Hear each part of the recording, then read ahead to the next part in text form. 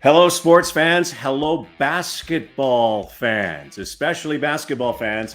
Rodblack here for another edition of the Rodcast. And today we go hooping with two great players, two great coaches, two great broadcasters, two great friends of mine.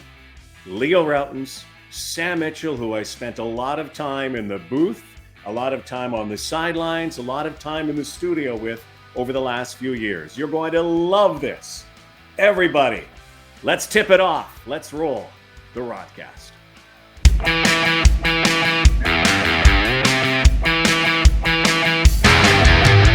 The Rodcast with Rodblack, brought to you by North Star Bets. That's a win. Now here's your host, Rodblack. There they are. My guys. Okay, hey, listen to this. Listen.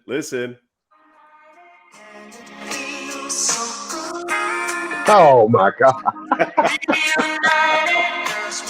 Hey man, people gonna get the wrong idea about the three of us, Rod. You gotta stop, man. Right. Or the right idea. I'm saying I'm taking the field. My man, Leo Rautins, Sam Mitchell, the coaches, the players, the legends. I spent a lot of time with these guys through the years. The three amigos, as Still trying to recover from that, though. We spent a lot of time in confined spaces, Sam Mitchell. Yes, we did. Everybody always talks about, our panel and the stuff that we did and where we went. And, of course, being part of the championship. I think a lot more people talk about, of course, the fart heard around the world. I mean, hey, you know what they say? Whoever I calls it, did it. No point. No point. Sam, clear it up for the history of mankind. Clear it up because you were there. Come on, man. Go through it. We were about to come on, and no, Sammy's my guy. He's not. You're not lying there. About that. No. Leo, I love you like my big brother, man. And Rod, I love you like my uncle. But I gotta tell the truth, Leo. You know it was you. You gotta claim it. No, I can't. I'm not owning up to it. It wasn't me. It wasn't me. That's all I gotta say. If I recall, I had the Lysol bottle, and I kind of sprayed it in your direction. You were next. Well, I was in the middle. Yeah, Sam had to get rid of his suit after that, and actually, Sam had to shave his head. It was that awful. It wouldn't come out my hair. Well, we thought it'd be high scoring so far. It is 30-30. Kijiji Auto's numbers. We apologize profusely right now. We've had a gas leak in the studio.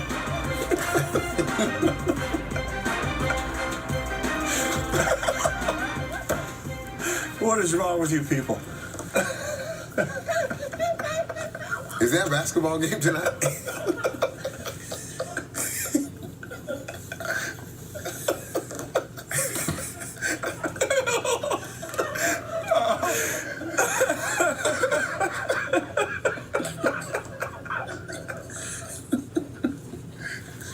Hey man, I don't know what to say.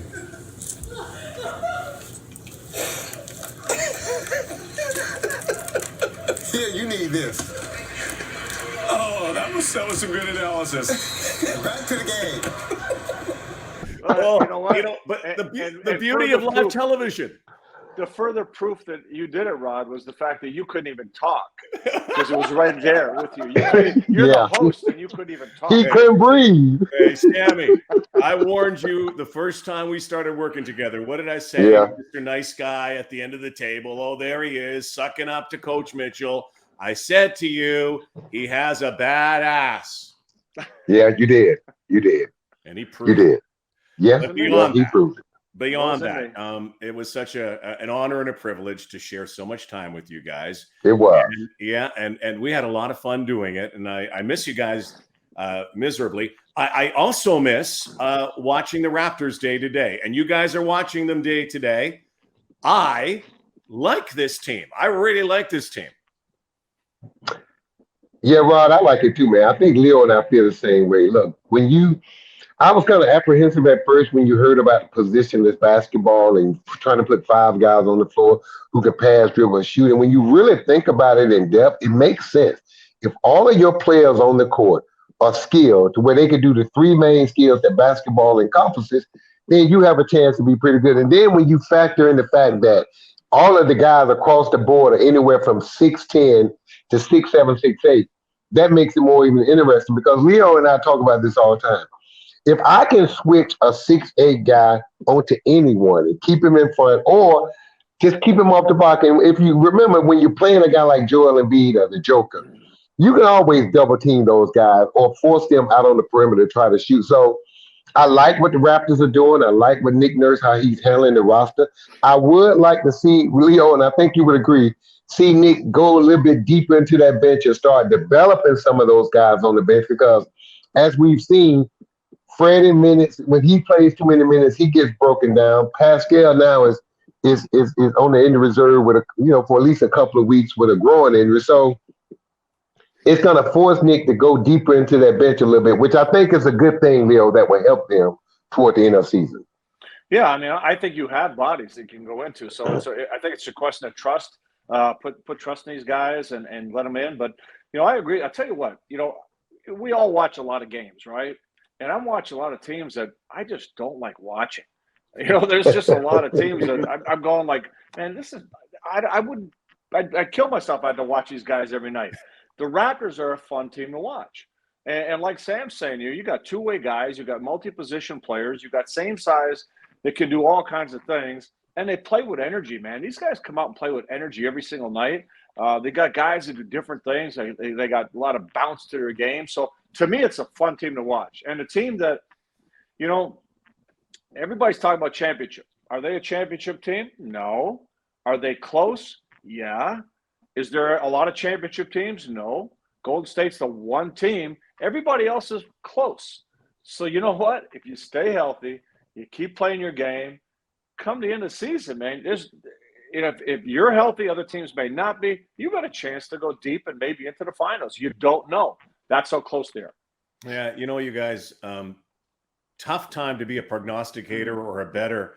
I think in previous years, even in 2019, we knew the Raptors had a legit chance.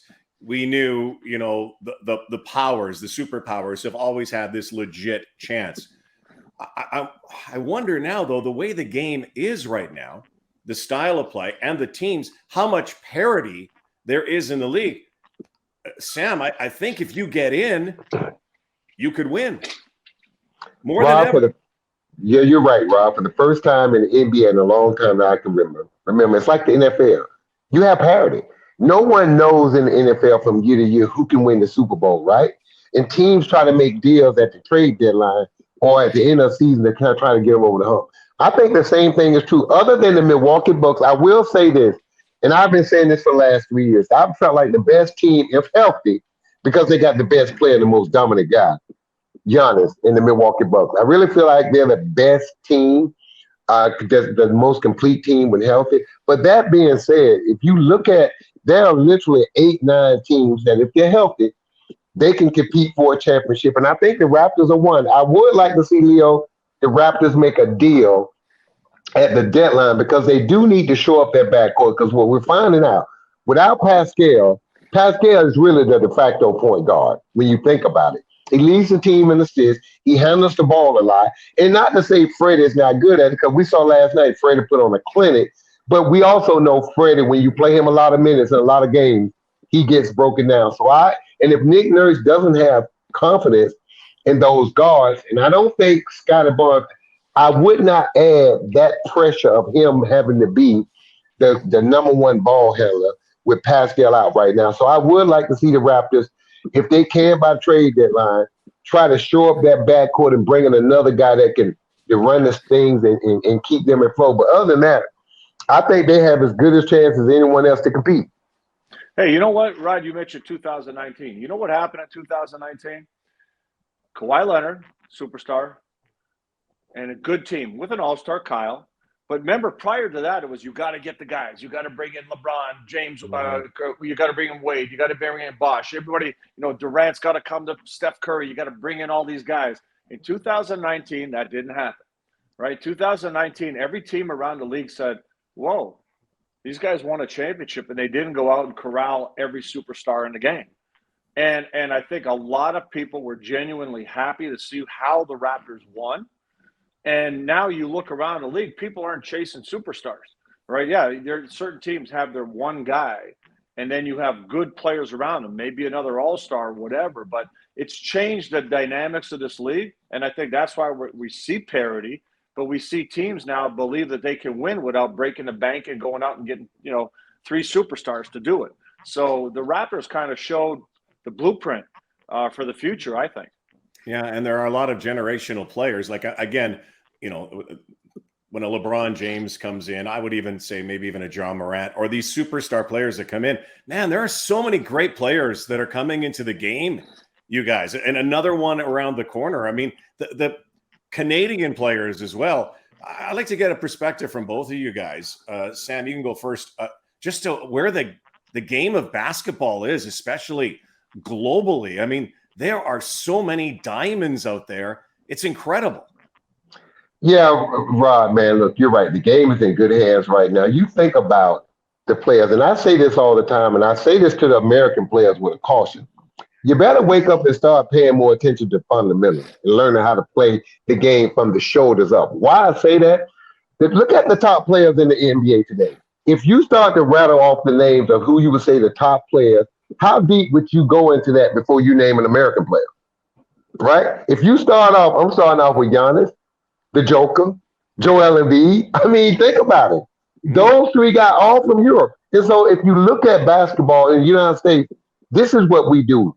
We play 50 games a week in AAU. We don't do any drill work, no skill work. These kids play 10 games on the weekend. But in Europe, think about what they do. They have basketball academies. They do drill work. They think the game. They watch film. They learn how to play the game, not only from the neck down, but from the neck up. And if you're gonna start being really good, especially in this game, you got to start looking at the skill part of it. It's great to go up and down and play. You need that, but you also need to learn how to play the game. And I think the game is in good shape. I would like to see the American players take a different attitude and a different approach because it's not all about athletics. Because as we've seen in the league, what do you do when your athleticism goes away at 32, 33 years old and you still want to play? So I think the game is in a great place, but I love the fact, Leo, that it's coming down to about skill rather than about athletic ability. The skill players today are dominating the game, and I love that. Yeah, and tell you what, you hear what the international players say when they come to the NBA? It's easier. Yep. Right? Yeah, and you know why? Think about it. The international game is extremely physical. You don't have all the defensive restrictions, so you can clog the lanes. You can get into people. You can hit people. And so what's happening is they come to play the NBA, and again, the fundamentals aren't sound here. So the internationals come here and they go, you know what? This game's easier. I mean, Luka Doncic talks about how easy this is compared to what he's going to do in the Euros, right? And that tells you something right there. So these guys are being trained differently. They're exposed differently. And as a result, they come to the NBA. They go, man, I can play this game. And then you mentioned the Canadians, Ron. Look at all the Canadians playing. Most players outside of the United States in the NBA are Canadians. And that number is going to continue to grow. And you got guys like important roles, right? You know, Andrew Wiggins, he had an important role with Golden State winning a championship. So the times have changed from just being on a team to now playing key roles on teams and multiple players on teams. So it's great to watch. It's so much fun to see the game grow like that. Rod and Leo, can I say one thing? I believe this with all my heart. If a university in Toronto or in Canada had a Division I program, just recruiting the kids in Canada, you're a top 10 or top 5 program consistently, and I think you can win a national championship. If you think about the Canadian players, look at them, Andrew Wiggins and others. I mean, you got the talent here to compete for an NCAA championship. And, I would love to see Canada have a Division I program and play in the NCAA tournament one day and join a conference, because just with the talent alone in Canada, I think you can win an NCAA championship. Yeah. Oh, yeah. You look at all the players that are spread around, absolutely. Yes. Yeah, that would be something. I could sit and pepper you guys with questions, and I used to get paid to do that, but I don't need to ask you. I love paid a lot of talking money to you. too. Rod, I want you to promise me anytime you need me. Yeah. I know it's normally 3 of us, but if you need me, just shoot me a text, and my friend, I will be there for you. You know that. I do want to just chat with you a couple of seconds though about you guys. Like everybody knows, they see us on TV. They've watched Leo since Leo's. A lot of people don't know he's 87 years old. I mean, they've watched for a long time. Sammy, they watched you as a player as well. Leo and I. Here's a little known trivia fact. We our first game in Vancouver of the Grizzlies, Sam Mitchell was in that game against the That's Grizzlies. crazy. So I think you were about 10 when you were playing. But I'd like to know, like, and a lot of people don't know the other side of you guys. And like Leo, you love dogs, and you love going for walks, and I know you like the nightlife. Sammy, I know you have. Yeah, look at you. Yes, you do. Sammy, I know you have a great love of family, of military. But maybe you can just chat a little bit about the love of the game and where it started for both of you. And Sam, why don't you go first? Like, where did you pick up a basketball, and how did you have this great passion for the game? Well, for me, guys, and I give it to you in the cliff notes. My oldest brother played at Furman University in Greenville, South Carolina. He's 7'1". He played in the European League. He was my idol. And then my best friend, Mark Upshaw, who was the state player of the year in Georgia, who played at University of Rhode Island, who taught me how to play, was also my idol. Guys, I was a fan before I played. I wasn't very good. As a matter of fact, I got cut in the 7th, 8th, and 9th grade, and I was too embarrassed to go out in the 10th. And that's why I'm a military guy, because I was in ROTC. That was my niche. But my junior year in high school, it all changed for me. My best friend got me in the gym. I made the varsity team. I was terrible. My first year, I averaged 2 points and 14 rebounds. But I put the work in, man, that whole summer. And I came back the next year, averaged 24 and 15. And that was it for me, because once I realized hard work equals success, and I figured as long as I have the ability and the mentality to work hard and not give up or give in, then I can achieve my dreams. And so I tell kids and anyone, man, if you're willing to put the work in and you believe in yourself, then you can do anything in this world is possible. That is definitely the ticket there. And so for me, it comes down to two things, I think. Just like Sam, I had a big brother that played. So he played for Canada. He got a scholarship to Niagara University in the States, and he got drafted by the Buffalo Braves. So my whole goal in life was to be better than my brother, right? He got a scholarship. I wanted 100. He played for Canada. I want to be the best player for Canada. He got drafted in the NBA. I want to be a first-round pick in the NBA. So everything I did was just to be better than my brother. And then the other thing is I'm Lithuanian, right? My family's Lithuanian. And so Lithuania, the national sport is basketball. So growing up in a hockey country, people weren't playing or talking basketball, but all the Lithuanian kids, we were hooping. All right, we had a church we could go to. They had priests that were actually coming from the States, priests from Chicago that knew basketball, and they were teaching us how to play. So that whole environment, we had tournaments. We played around in different cities in the United States. As I was growing up, I'm playing against high D1 talent that are Lithuanian, playing for these New York, Cleveland, Chicago. So my exposure to the game was very different than a normal Canadian kid. So that's how I got in the game. And then again, my brother and his exposure to ball in the U.S. That opened things up for me. So it really changed my picture, and I just fell in love with the game. Just like Sam, man, once you fall in love with the game, you work, you have fun. There's no such thing as a bad day at the office, because you just go in there, you have a bad game, go back and grind. That's it. Yeah. Hey, Rod, I tell kids, it's my favorite saying to kids. I tell them, find something in life that you love that will love you back. And basketball has loved me back. It educated me. It gave me the opportunity to provide for my family and to have a good life. And so I found something in life that I love, but it loved me back. I don't love anything that can't love me back. That's why I love you guys, because we all love each other. But Sammy, I don't feel the love from you, Rod. Yes. Hey, Sam, you're gonna love this story though. So as Leo mentioned, of course, and Leo was, people can say everything about, and I know he'll humbly deflect, but about all of the great Canadian players we have right now, this golden era. But if you go back to 1983, and Leo was the highest ever Canadian drafted, he changed the scope of the way the game was looked at from the media and from Canadian basketball. So for me, when I was growing up as a young guy, I found a book and I saw this guy named Julius Erving, Dr. J. And I looked and I read the story, and then I started watching. Remember, the games weren't on very much. They were hardly on at all. But every Sunday, Dr. J was on, it seemed.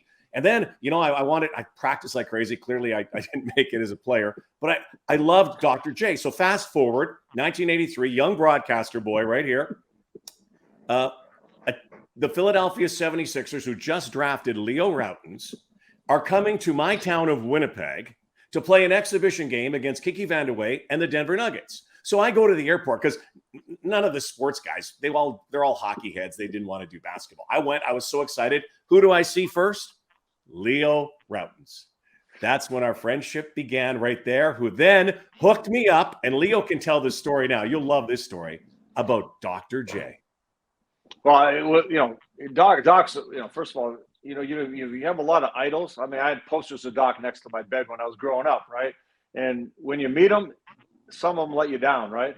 Doc was amazing. He was even better in real life. But Rod had a young man in Winnipeg that was terminally ill. And his goal in life was to meet Dr. J. And so Rod went out of his way, and I'll tell you what, really went out of his way to try to set this up with Doc. And he mentioned it to Doc. And actually, you tell it, because there's some details I don't want to omit here. So I was nervous, Sammy, just meeting Leo Rautins. Because I looked up to the guy. I went to a national camp once. I saw Leo and Jay Triano. I said, I can't make this team. So then Leo introduces me to Julius Erving. And I honestly was genuinely nervous. I was almost sweating. And I sort of asked him a couple of questions. And then I told him about this kid. And Doc, you know how Doc looks. He gives you that look over, and I didn't know. I didn't pay any attention. I said, here's the kid. If you want to give him a phone call, whatever. Anyway, Dr. J doesn't play in the exhibition game. And the press rake him because he was missing his orthotic shoes or whatever. And they said, oh, Dr. His bag got stolen. Yeah, but it was a good thing for Leo, because Leo, what did you get that night? I got some minutes. That's all. I got minutes. So anyway, I get a phone call the next day, and it's this kid. His name was Jay Howard, who phones me and goes, hey, Rod. I said, hello, it's Jay Howard. And I said, oh, Jay, how you doing? And I thought, well, I was going to apologize. Dr. J didn't go see him. He goes, I just wanted to thank you because Dr. J came to visit me in the hospital and brought me a jersey and a basketball. And Dr. J did that. And Sam, you know him. The dude goes out of his way, did it without publicity. If the kid didn't call me, and by the way, Jay Howard died probably a month later, but Dr. J made his dream come true. And Sammy, you must have tons of Dr. J stories like that. Rob, my first time I met the doc, my rookie year in Houston, my first exhibition game, we were playing the Philadelphia 76ers. And I can't remember, we were in Lafayette, Louisiana, I think. And when we landed, Dr. J had to take a later flight for whatever reason. And he got on our team bus because we were staying at the same hotel. And instead of sitting up front by the coaches and stuff, not only did he come to the back, but he stopped and sat by me, the rookies. He asked where the rookies were, because we were all sitting together. We raised our head, and he came and sat among us and just talked to us the whole bus ride about the league, about what you have to do and how professional you have to be. And it was amazing, man, that Dr. J was actually sitting here talking to me, giving me pointers and direction on how to be a pro. And Leo said it. I ran into Doc about a week ago in Atlanta, because he lives in Atlanta, at the golf course. And again, he's such a gentleman. He's such a sweet guy. He is everything that you encompass, not only an athlete, but in a person and in a man. Hey, I tell you, Sam, my first time, so I worked out twice that day, and it was a golf function we had to go to with the Sixers. So I haven't met Doc yet, so I'm dying to meet him. So I'm in this big, huge room, like a ballroom, and the door opens at the other end, and Dr. J walks in. So I'm going, oh, my God, it's Doc, right? And all of a sudden, he comes walking across the whole room right to me, sticks out his hand, and he goes, hey, Leo, Julius Erving, nice to meet you. I go like, I know! It's like I said, there's the Doc. And then he goes like, and now you got to understand, I can't feel my legs, right? I worked out with the rookies, and I went back and played with the college players in St. Joe's, getting ready for camp. So, and then we get this golf thing. He goes, hey, listen, I'm going to work out tonight. You want to work out with me? I go, yeah, for sure. Right? So I couldn't wait to get home. I called everybody back in Toronto. I go, hey, listen, I can't talk long. Me and Doc got to work out tonight. Right? And then you go there, man. It's like, but here's the funny story. I always tell kids, you got to pretend you're playing against somebody in the backyard. Imagine so. So I always used to tell kids, you heard of Dr. J? I used to kill him. You heard of Larry Bird? I killed him in my driveway, right? But they weren't there. They were in here. So all of a sudden, we're playing cutthroat one-on-one. Charles Jones, Andrew Toney, Dr. J. I got the ball, and I look up, and there's this guy. You know, his wingspan, he's stretched out in front of me. All of a sudden I go, whoa, I played against this dude before. I played against him in my driveway, right? So it's actually, as crazy as it was, I felt comfortable because I imagined playing against him so many times. Here we are, we're balling. So that was something like I said, you never forget that the first time you meet a guy like that. You know, the beauty of NBA basketball, and unlike any leagues, and I've been fortunate to broadcast all these different sports. And one thing that I think all of us agree on is that the NBA's players appreciate their forefathers more than any other sport, more than hockey, more than football, whatever sport that, more than baseball. Baseball's pretty good with the nostalgia too. But isn't it cool, Sam and Leo, when we go to all-star games and you guys have been involved in it and we've been involved as broadcasters, and you see the reverence with which they treat the players who carved the path before them. I really think about Bill Russell, rest his soul, how much the players all would come up and shake his hand and look up to Bill Russell or the Doc or Larry Bird or whoever. I mean, through the years. What is it, Sam, about basketball that has created that? Just the respect of the guys who've come before you and laid the groundwork. Leo, I tell you, people look at the money and the way the players are treated today. It wasn't always like that. Those guys that you mentioned, the Bill Russells, the Dr. J's, all of those guys, the Wayne Emerys, all those guys that came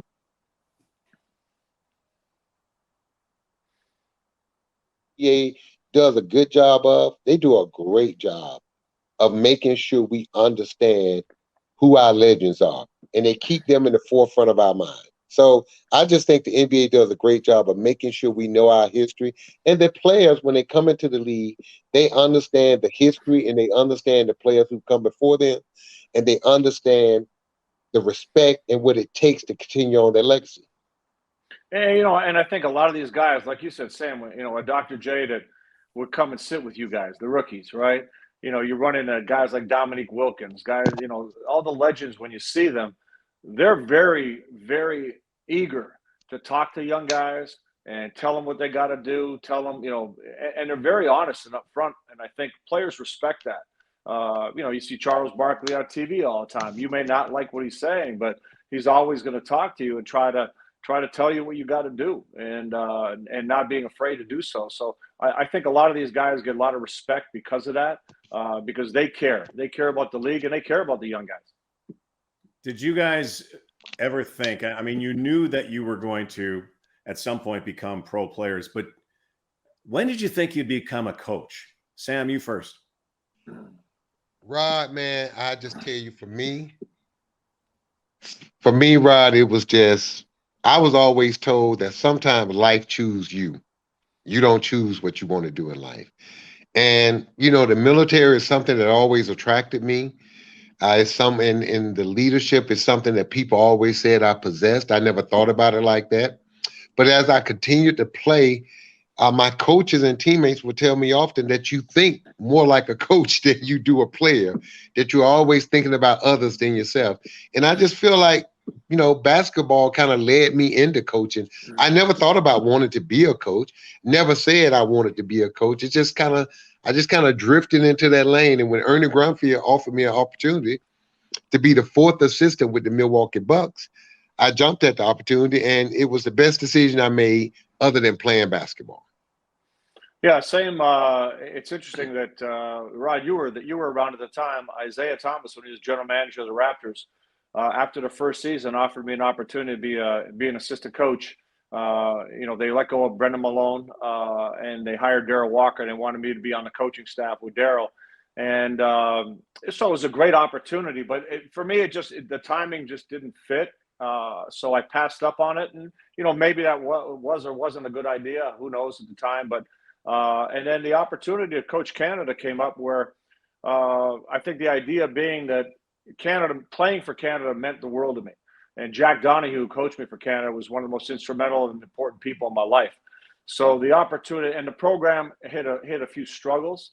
And my whole idea was if I can help fix it, change the direction of the program, change the perception of the program, I got to do it. And so I jumped at the opportunity to coach. And I don't know about you, Sam, but I'll tell you what, what I miss about coaching is the kids, man. You miss the players. And, to have the opportunity to help them change their lives in whatever way, provide an opportunity. That's the biggest thing I miss about the coaching, not the X's and O's, the people. Do you guys miss playing at all? I mean, it's a long time. I know you like to still, take some shots once in a while, but I mean, what a grind that must have been for all those years and how hard it must have been on the body. Rod, I don't miss it. I miss coaching. I don't miss playing because I'm older. My body won't let me do it. And you have to learn to let things go as you get older in life. So I don't miss the coaching part. I miss more, the playing part. I miss more of the coaching because just at the stage of my life I am. Look, playing was great. I tell people this all the time. Nothing ever substitute playing, ever. The second best thing is coaching. So at a certain point, you got to let playing go. So you kind of get past that at a certain age. But I do miss coaching, but I don't miss playing. Yeah, I don't miss playing either because when it hurts too much, it's not fun anymore. So, yeah. My body paid a heavy price for my basketball career, but I do it all again. That's for damn sure. Like you said, like Sam says, there's no substitute for playing. So, but I do miss the camaraderie, right? The hanging out, the bus rides, just being with the boys. I do miss that. That's something that some of your best stories, your best memories are just like with us, man. We hang out, we talk. Those are the things you remember, and it's no different than when you played, man. You miss the camaraderie. Yeah, I obviously didn't play at the highest level like you guys did, but the closest, you get to a championship, especially in 2019, being with you guys, that was a special journey. Maybe for our viewers and our listeners, the thoughts and feelings when an NBA championship came to Canada. Sam, what are you? Well, for me, it was special because having been here as a coach, having won that first division title, put that first banner up there, I felt like indirectly, and I'll never take credit for what the Raptors and Masai and those guys achieved. Nick Nurse, those guys did it. But I do felt like I helped lay the groundwork. The Raptors were not winning big before I got here. I remember when I first got here, there was barely basketball hoops and driveways when you ride out in the suburbs. Now they're littered. There's parks with basketball hoops. I remember my first year that we used to go christening parks when they were open. When they were opening up basketball courts, we used to go there to christen those courts. So I do feel a pride that I helped lay the foundation, but never, ever would I ever say I deserve any other credit that Masai and that Nick Nurse and those guys did by bringing the championship. But I do have a sense of feeling and pride that at least I was part of. How can I put this? I helped put a few of the bricks in that championship building. No, you definitely did, Sam. I mean, hey, coach of the year, and you guys are a playoff team. You did a lot of great things, and all that does lead to a championship, right? A championship just doesn't happen. Especially some of the guys he had to coach. Yeah, exactly. And the culture of the organization doesn't begin overnight, right? So, but I'll tell you what, for me, growing up in Toronto, being a Toronto kid, seeing where basketball, where it came from, where it grew to, the interest, the whole thing, that's what made it special. It's not that I'm a Raptor fan, I'm a Toronto kid, and the Raptors are a Toronto team. And this is what I dreamed of. I dreamed of playing for a Canadian team one day. It never happened. Raptors came along too late. But when they were winning the championship and going through all that, all the time and all the growth of the game and all the things that I lived through to see it happen, that's what was going through my mind. And it was just amazing to think that. And remember when we were doing the games, over half the country was watching. Right, over half the country is watching the NBA Finals, and to think that Rod, when you and I were kids growing up in Canada, if you would have told somebody that half the country would be watching NBA, people look at you like you're nuts. or that the popularity of the game would exceed hockey in terms of numbers playing, you would say that's crazy. But that's what it is. I mean, that's where we're at. And what was really cool, we were all there at the parade. And when you look down at the parade, that was Canada, right? It was a mix of people, multicultural. It was amazing just looking down and seeing that.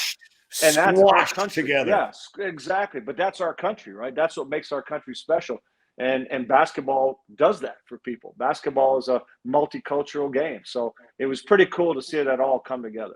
Yeah, there must have been some pollen in the building in Oakland that night, though, because my eyes were watering for some reason. Yeah. I don't know why. I don't know why, and I'm not a sentimental guy. It's just crazy. Listen, guys, I know you got games to do. I know you're so busy with your prep. I know you got to get your game faces on. I just got a couple more quick hitters for you before we leave. I know that Sam has to probably go pick up some Febreze for the studio. So, why you're not there, Rod? Good. Oh, stop. Okay, so these are quick hitters. You can go short or long. I'll direct you. I'm going to start with something I probably know. Your number, Leo. I know you wore 11. Sam, I know you like 42 for a number of reasons. But Leo, why number 11? I know the answer, but tell everybody. Bob McAdoo, Buffalo Braves. Watch that dude come to Maple Leaf Gardens and fire up drop 48 on the Celtics, dunk it on everybody. I fell in love with that guy in the game. And you know what the coolest thing about being in our jobs? One day I walked up to him. I used to have this number 11. I used to walk up and say, Bob, you see this? It's because of you. And to be able to meet your hero when, like, in this environment, and I think he honestly felt like flattered when I was talking to him. It was pretty cool. Nice. Sammy, you may have a few numbers, but I know you like 42. Well, James Worthy was one of my favorite players. As a small forward, I tried to model my game after his. And so, and my best friend, Mark Upshaw's number was 44. And I never felt like I was quite good enough to wear that number. So I settled for 42 because I didn't think I was good enough to wear 44. Nice. Okay, quickly, Leo, best uniform the NBA ever had? Who? I don't know. I like the old Denver Nugget uniforms with the mountains. I like those. I don't know. Sam? I think when I played for Timberwolves, man, we had some black uniforms. We were one of the first teams to wear black, have a set of home black uniforms, and we were all excited about that. So I would say the black uniforms that we had in Minnesota. Okay, Sam, the worst uniform you've ever seen in the NBA? Oh, man. I think those lime green uniforms that the Timberwolves wear now. I'm with you on that. I just don't like it, and it just don't appeal to me. No, okay. I'm with you. Best basketball player ever, Leo. Michael Jordan, man. Michael Jordan. Sammy? I'm going to say Kareem. I want to say Kareem, man. When you look at the numbers and what he did, and he did it on both ends, and he did it for a long time, Kareem Abdul-Jabbar for me. Sam, who would you have liked to coach in your career? Man, well, I was pretty fortunate. I had Chris Bosh. I had Kevin Garnett that I got to coach and also play with. But I could say if I could coach one guy, man, let me see. It would probably be Giannis. To be honest with you, I would like to coach Giannis because he embodies everything you want in a pro. He plays hard on both ends. He's continuously working to get better, and he plays in games. He don't miss games, and he just has the right attitude and the right disposition for me.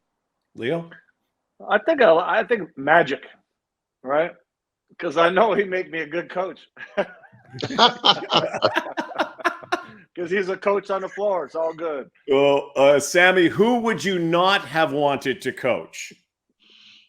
Oh, man, that is a tough one. Who would I? Well, Rob, see, I'm different. Being a teacher and a military guy, I have a belief that all players are coachable. And if a coach can't reach a player, it's the coach. Because guys don't get to this level and not be able to learn something. So it's not. I don't feel that way about players. I feel like if a guy can't be coached, then it's on the coach. I like that. Leo, anybody? I agree. It comes down to you coaching, but the players I would not want to coach. I wouldn't want to coach Joel Embiid or James Harden. That's Nope. it. Nope. I No, just nothing else to say about that. Okay. yeah. Okay, Sammy, best play you ever made. Wow. Oh, I remember this play. I had turned the ball over when I was playing for the Timberwolves in a tough part of the game, at the end of the game, and the opponent who stole the ball was going in for a game tie or to go up by one, and I dove a straight out dive to tap the ball, and it went off his foot to save the game. I never forget that play, and I remember my high school coach used to always say, the game is full of mistakes, but when you make one, don't sit there and feel sorry for yourself. Try to do something to make up for that mistake on the defensive end. And just by hustling and giving my body up, I was able not only to rectify and make up for the mistake I made, but save the game. That's cool. That's cool. I got to go back to college, Big East championship. We're playing Villanova. It's end of the third overtime, and we're coming out of a timeout. And the play was I'm the inbounds passer. I throw it in. The ball was supposed to come back to me, and I take the game-winning shot.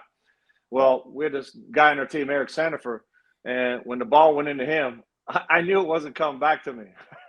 So, which was a good thing, you know, your teammate. So as soon as he got the ball, I went right to the basket.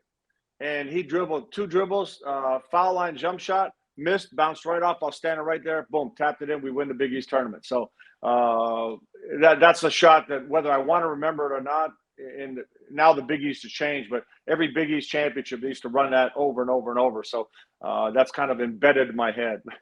Beauty. Leo, you can start this time. Do you guys have a recurring dream or a recurring nightmare? Yeah. Walking in the studio and Rodblack, you know, sitting there and Sam Mitchell next to him with a can of Breeze. Sam in a gas mask? Yeah, something like that. Now, you know, my dream I have, man, I feel like I never really got a chance to complete my coaching journey, my coaching opportunities. So I always have this dream that if I get an opportunity, I'm going to win either NCAA championship or NBA championship. And I'm not yet ready to let that dream go. So I'm just going to hold on to it and keep dreaming it. I'll tell you what, you can't let that go because Sam can coach. And Sam's great with players, and you watch him with all different ages, and I've seen it. This guy belongs on the bench. He's got to be coaching again. You are absolutely right. Sammy, your favorite song of all time, your one go-to song that you'd have to listen to? Hey, man, it's Candy. That's it. The song Candy by Cameo, my hometown group, Atlanta. Can you give us a little? What does it sound like? Oh, man, it's like, no, I'm not going to sing, guys. Come on. But you know the song, it's Cameo, it's song. And I tell you what, they play it at every wedding. Any wedding you go to, they're going to play this song because people line dance off of it. Oh, nice. Leo, favorite song? Louis Armstrong. It's a Wonderful World. Oh, it is. Your favorite movie, Sam Mitchell, of all time? Your one movie you can keep watching forever? Man, if I told you, I tell you, one of my favorite movies of all time was The Color Purple. Great one. I don't know why. It brought tears to my eyes. It made me sad. But The Color Purple is when I think about that movie and I watch it, it just brings back a lot of emotions. It's just such a good story that was told. And it makes me sad, but it's one of my favorite movies of all time. Yeah, that's deeper to me. My favorite movie is the last one I saw, so I'm going with Top Gun. Okay, Maverick. The binge show. I know we watched a lot of stuff during the pandemic. The binge show you could not stop watching. Your favorite binge show, Netflix, Crave, whatever it was on. Sammy. Man, what was that show? Oh, Game of Thrones. During the pandemic, my wife and I sat down and we started watching it. And we would stay up every night till about 5 o'clock in the morning because we would be like, oh, man, it's 2 o'clock in the morning. It's 3 o'clock in the morning. And I would look at her and say, everything is shut down. So what do we got to get up and do tomorrow morning? It's Groundhog Day. We're going to get up and sit in the house. So we just went on a binge-a-thon of Game of Thrones. Hey, you're gonna think this is weird. So I hate being cold, right? I hate being cold, and then visions of being cold drive me crazy. In Game of Thrones, every time they're talking, they got that steam coming out of their mouth and there's snow all over them. I couldn't watch the show because I felt cold every time I'm watching this show. It drove me crazy. It's like Civil War movies. There where horses in the mud and it's cold. I can't watch that stuff because it makes me cold. But Dexter, I'd watch that. I love that show.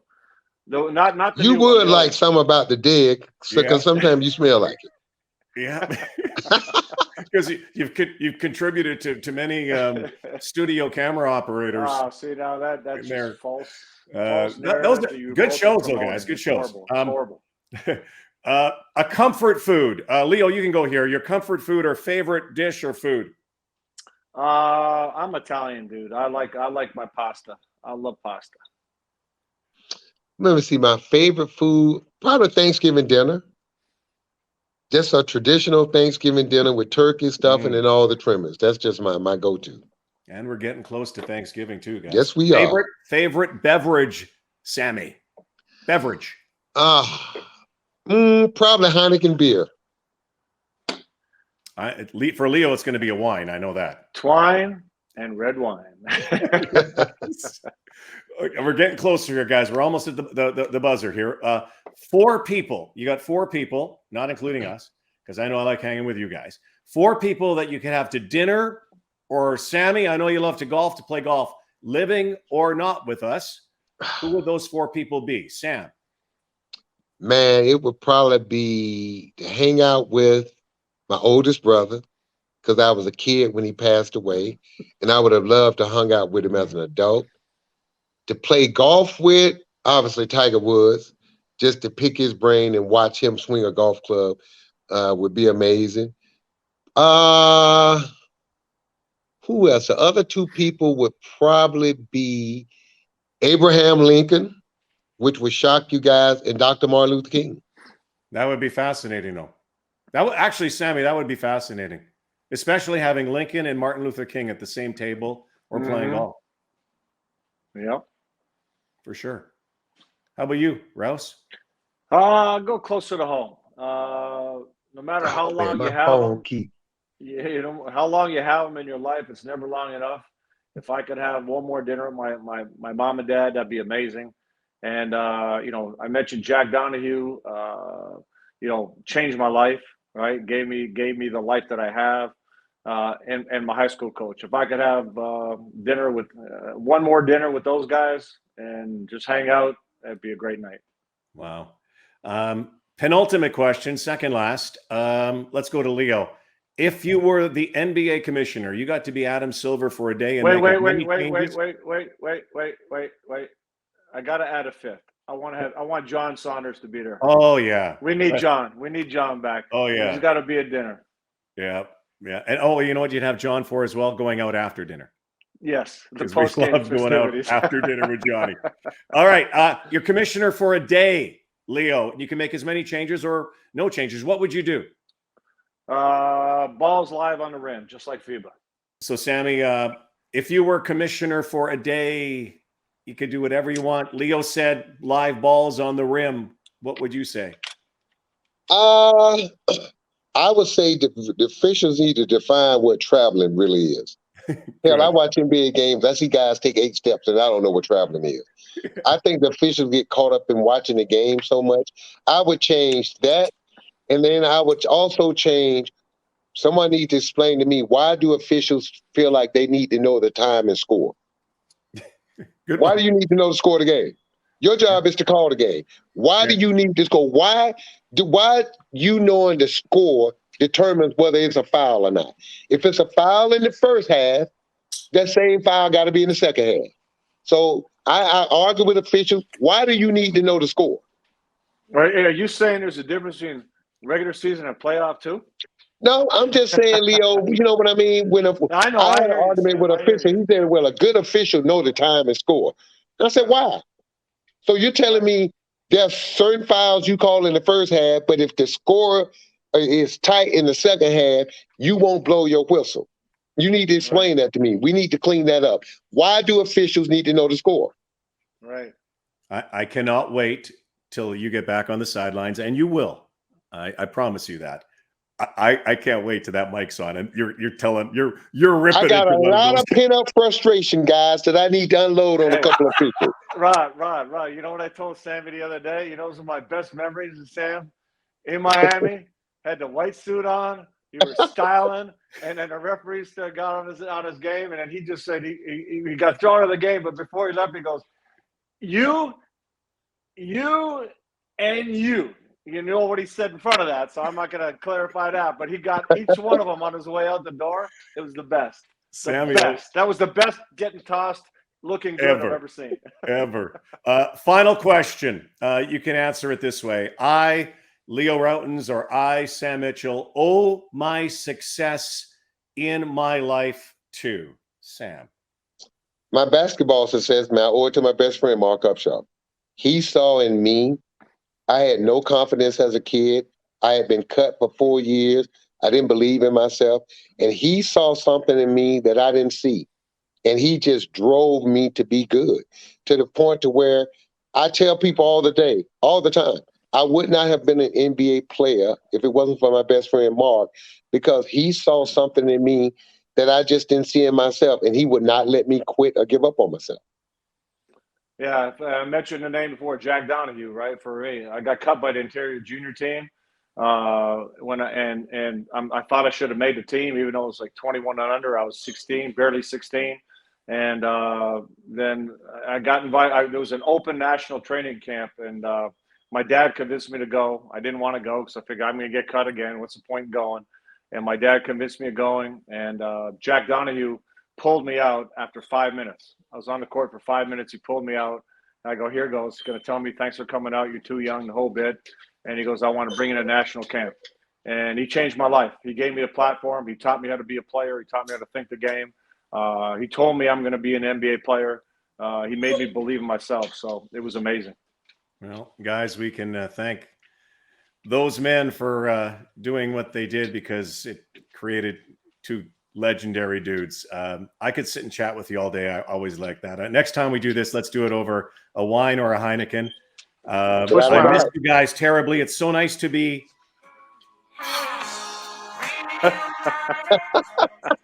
Love you guys so much. Rob, we love you too, man. We come from such different backgrounds, but I know we're brothers for life. Can't wait to chat. Can't wait to see you guys again. Thank you for sharing today.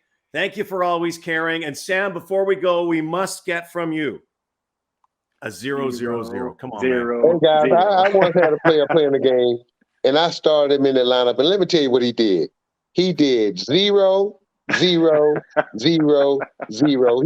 I actually did more on the sideline coaching and then entered the stat line than he did, and he played 28 minutes. Yeah, well, there are some zeros in life, and then there are some heroes like you guys. Thanks, guys. Love you. Love you guys, man. We're always reunited, though, because every time I see those guys, it's just like yesterday. And we'll see each other a lot in the future as well. Maybe, who knows, we'll resurrect those guys and do a three-way, three amigo basketball podcast someday. Maybe that's in the works down the road. Leo said something really cool, too. He said about, when you get a chance to meet your hero and they are as good as they are in real life. And I can tell you, those two guys are just like they are in real life. Authentic, smart, great basketball minds, and they've got great, great hearts. So thanks to Leo. Thanks to Sam. Thanks to you. We'll see you next time on the Rodcast.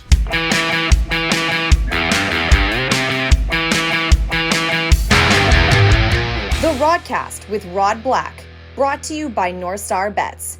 That's a win.